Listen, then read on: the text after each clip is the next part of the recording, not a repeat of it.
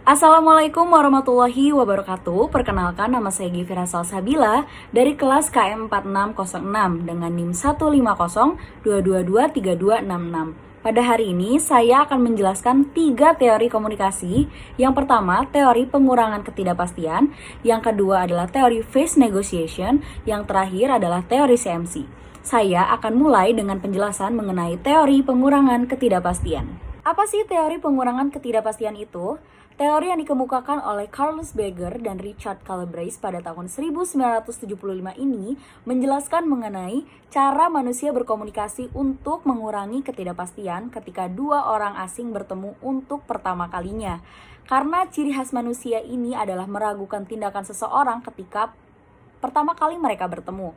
Nah, apa sih contoh di dalam kehidupan sehari-hari? Contohnya nih, ketika kita menaiki transportasi umum. Nah, kita kan baru pertama kali tuh bertemu dengan drivernya, dengan penumpang yang ada di dalam transportasi tersebut. Nah, kita juga terlibat komunikasi itu untuk pertama kalinya dengan mereka. Nah, contohnya dengan driver. Halo Pak, selamat pagi.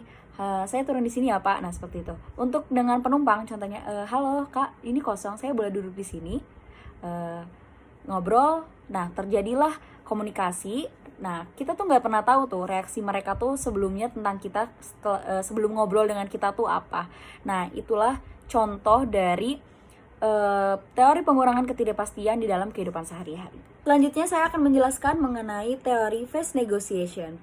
Teori ini dikemukakan oleh Stella Tingtomi pada tahun 1988 dan teori ini membahas mengenai orang dari budaya yang berbeda memiliki pemikiran yang berbeda juga mengenai muka orang lain.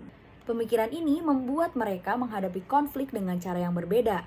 Keragaman budaya juga mempengaruhi cara orang-orang tersebut berkomunikasi.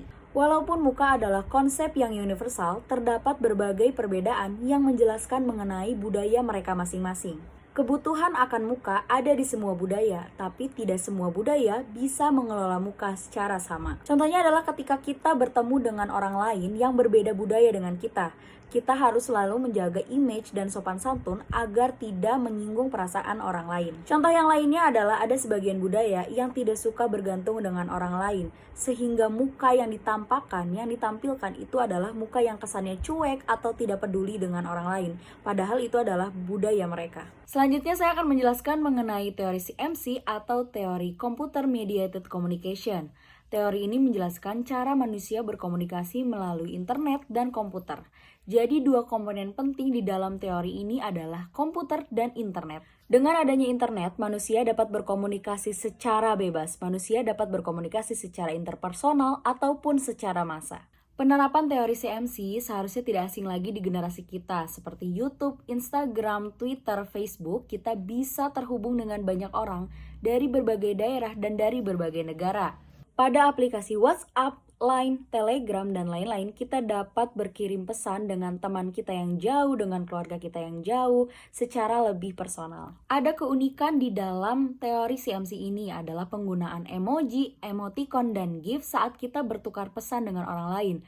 Nah, fitur ini itu gunanya adalah menggambarkan perasaan kita, ekspresi kita saat bertukar pesan. Meskipun fitur emoji dan emoticon ini dapat mendukung proses komunikasi kita dengan orang lain di aplikasi tersebut, tapi fitur ini juga bisa menyebabkan miskomunikasi karena salah arti dari pengiriman emoticon tersebut. Sekian penjelasan mengenai 3 teori tersebut dari saya. Mohon maaf bila ada kesalahan. Wassalamualaikum warahmatullahi wabarakatuh.